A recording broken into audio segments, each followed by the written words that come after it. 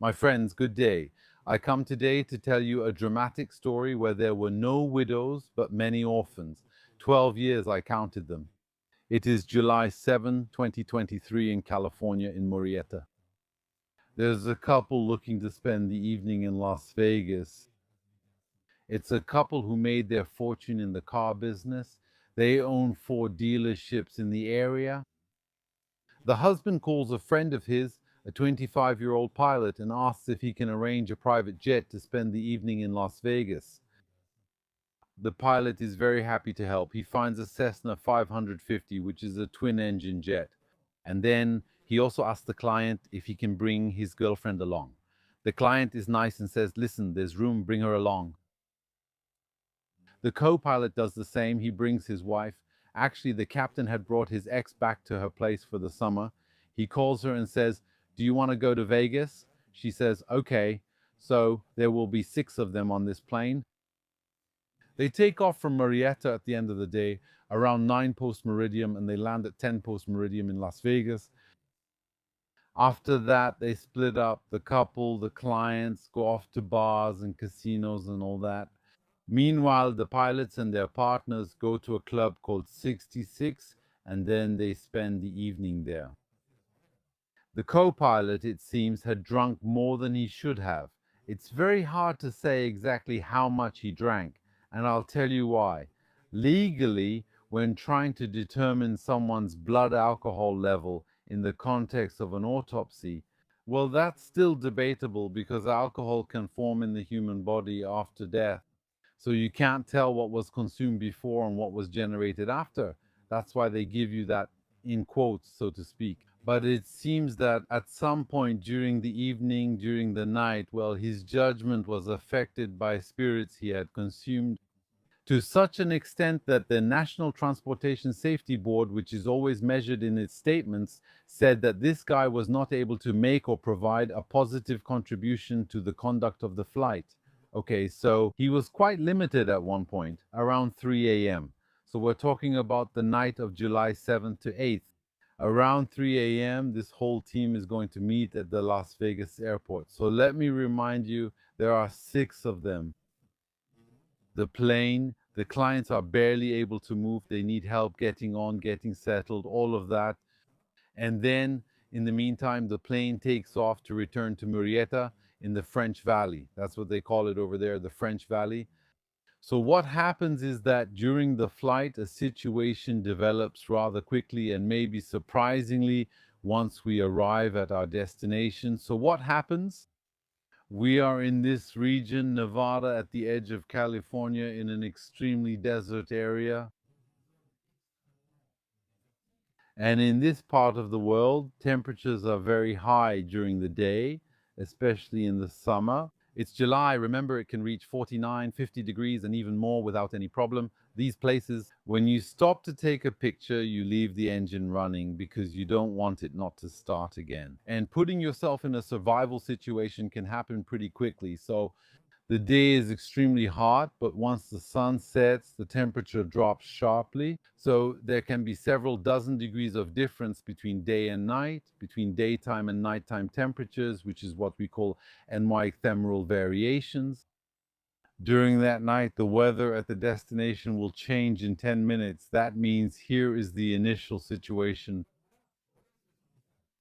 Initially, we have a completely clear sky. We can see the stars and we can't see the moon yet because it will rise around 5 a.m. And then everything is clear, unlimited visibility. And 10 minutes later, we have clouds at 300 feet, so about 100 meters above the ground. So some buildings will be covered by the clouds. So we have total coverage, so 8 octas at 300 feet. And then what we also have is that visibility will drop to 800 meters. So that's the prevailing visibility announced by the meteorological services. But according to anecdotal reports from people who were outside around that time, around 4 a.m., well, a man walking couldn't even see the other side of the road. All right, so that's extremely limited visibility. You should know one thing, the pilots didn't check the weather before taking off around 3 a.m., and they didn't check the weather at their destination. So that's the first point. The second point I'd like to mention is what we call the captain, this 25-year-old young man who is the organizer of the flight, even if he's not the instigator. Well, he wasn't qualified to fly a Cessna 550. In fact, the qualifications he had were for single-engine aircraft. That means he's an Aero Club pilot. He would have been within his role flying a Cessna 172 or something similar, but he has no business being in a private jet. Well, he's in the left seat of a private jet. Another thing, the guy to his right, who is, as I told you, drunk, well, he's qualified on the Cessna 550, but only for the right seat. And only, that means as a co-pilot, and only if he's with a captain qualified on that aircraft. So we're here with a crew that's not qualified to begin with, and secondly, that's not doing their job. That means that, in a way, if a pilot with 20,000 flight hours forgets to check the weather, we could have said, yeah, he's overconfident.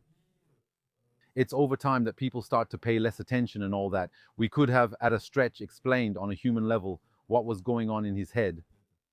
But here, what's extraordinary is that we have people who aren't qualified on that plane. But on top of that, they make no effort to improve their situation. Their same thing, by the way, it was located. It's still, even now, by the way, on some sites for rent for about $3,000. It starts at $3,200 per flight. So just to let you know, private jets have become much more accessible. If you go with 4 or 5 people and split the cost of the flight, well, it will always be more expensive than Ryanair, but you can see that we're under 1,000 euros drinks and Uber included. All right, so what I used, they're starting their approach to Murrieta, runway 18. We're on an AirNav type approach, global positioning system, with minimums that are roughly equivalent to a Category 1 instrument landing system. Well, they're descending until they reach the decision height. Once they reach the decision height, so normally, either you see the runway at that height, it's right there in front of you, and you continue the landing. So either you see the runway or its lights, and you go for it, you continue, or you don't see anything at all, and then you interrupt the landing and go around. So what they're going to do is stabilize their flight at the decision height and keep going straight for a little while, which is completely abnormal, but it already shows that we're in a situation. We're already starting to see a violation. So they don't see the runway, they throttle up and take off again. So then what they're going to do is turn around and come back. In reality, showing up again was pointless. Why? Because the weather services had announced visibility of 1,200 meters, then 800 meters, and the weather conditions were getting worse. In fact, that means they would have been better off heading to an alternate airport because Murrieta wasn't going to clear up before then. Around 9 or 10 in the morning when the sun rises and shines brightly. So, second approach to runway, 18 second time, they're descending, still zero visibility, they reach decision height, and at that moment, what are they going to do? Well, they're going to continue. And here in aviation accidentology, we literally have a Paris banlieue directory. Pilots who decided to keep descending once they reached an altitude where they were supposed to see the runway, but they kept descending without seeing the runway. So they're descending blindly. At times, the variometer shows less than 1,300 meters. That means they wanted to dive toward the runway, thinking it's right there in front of us. It can't be anywhere else. And in a way, let me tell you something, in a way, they were right. Because if you look at the place where they crashed, they were still 200 meters from the runway. So they crashed 200 meters before the runway. If they'd been 200 meters farther, they would have crashed and died on the runway too. This time anyway, there was a big explosion, a fire broke out, the firefighters arrived, the police, all of that, and then there was nothing to be done. The 6 people who were in that plane were killed in the accident. To give you the tragic part of this story, it's that the couple who had chartered the flight, well, they left 7 children at home. They had 7 children. The pilot, the one who was sitting on the right, the co-pilot who had also come with his wife, he had left 5 children at home. The youngest was 1 year old. The oldest was 14. To all those children, it had to be announced that their parents, unfortunately, will not be coming home today or tomorrow because, quite simply, they left in a private jet with a pilot or pilots who were not qualified for it, who didn't check the weather, who reached the decision height and decided to continue. You see what I mean?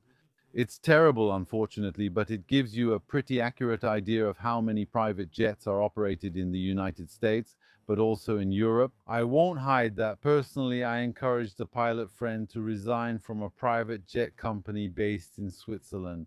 Not only was the company extremely toxic, but on top of that, when it comes to flight safety, it's a disaster. So there you have it. I'm telling you right now, these jets, even though they've become more common, it's better to fly with Air France, EasyJet, Ryanair. Let the pros handle it and stay alive. So before I go, let me show you my book, my latest book, The Titan. In it, you'll also find 5 people who represent a bit of a sample of the kinds of people you find or who populate private jets. These people paid $250,000 per person to find themselves in this carbon fiber tube that creaked as it descended into the dark depths of the North Atlantic. To go see a wreck, they died without having seen the wreck, and now they're part of its story. Today, we can't talk about the Titanic without mentioning them. So in a way, they had a death, a rather spectacular death, but these are extremely costly deaths. I talk about it in this book that you can find on Amazon. Thank you to those who support this channel through Patreon and on the paid section, which allows it to exist. And then I'll see you in the next video. See you very soon.